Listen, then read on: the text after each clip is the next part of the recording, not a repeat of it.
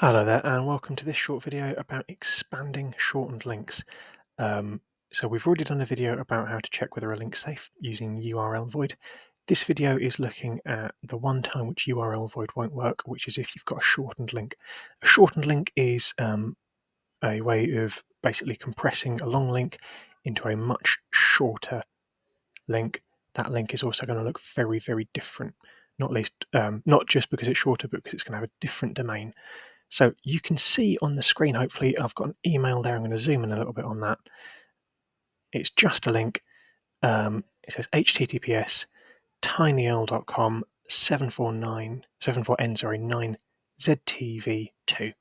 Now, it would look like that's going to take you to tinyurl.com, but it's not. It's going to take you to a different place. If we were to put a link like this into URL void, it's going to say it's fine because the way that compressed links work is they take you to the domain that's in this link. So in this case, that's tinyurl.com. It's going to take you to tinyurl's website, which is then going to redirect you to the slug after the /. All very complicated. Well, not really. It's not complicated. It's just it doesn't work like a normal link. So if we put this into URL void, it's going to say this is safe because tinyurl.com is safe.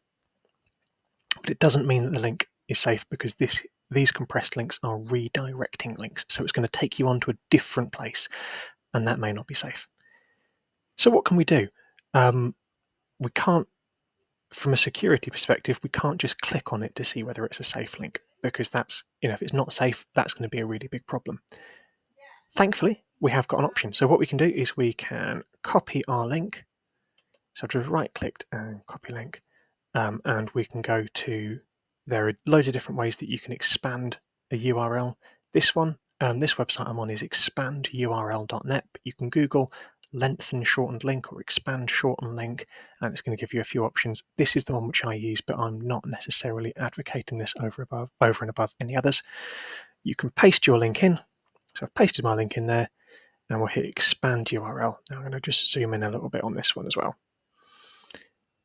Now, if we scroll down the page a little bit, having expanded it, it's actually going to show you where this is going.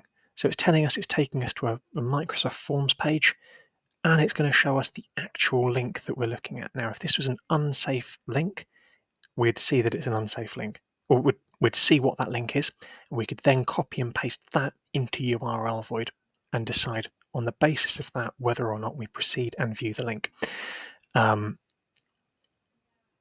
So we can also find a little bit extra information. Google Safe Browsing, this link appears to be safe. This Google Safe Browsing does a similar thing to URL void. In my opinion, it is not as good. So if it's flagged as a problem here, we shouldn't go onto that website. But if it's not flagged as a problem, that doesn't mean it's safe. We still want to check that with URL void.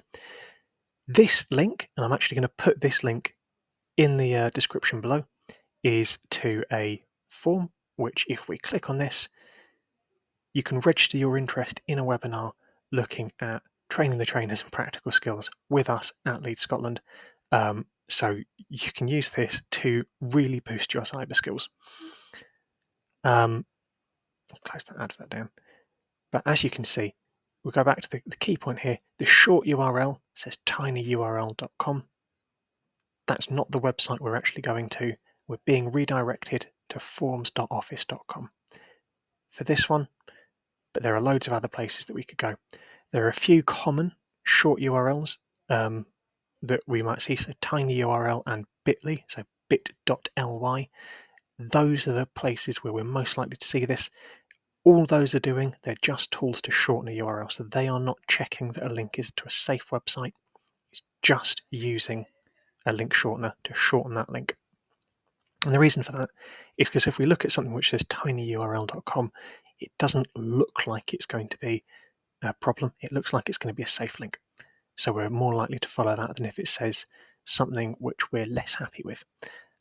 So there we are. That's how we can use a link expander to expand a shortened URL and keep us safe from phishing scams which use shortened URLs to try and trick us into going to fake websites.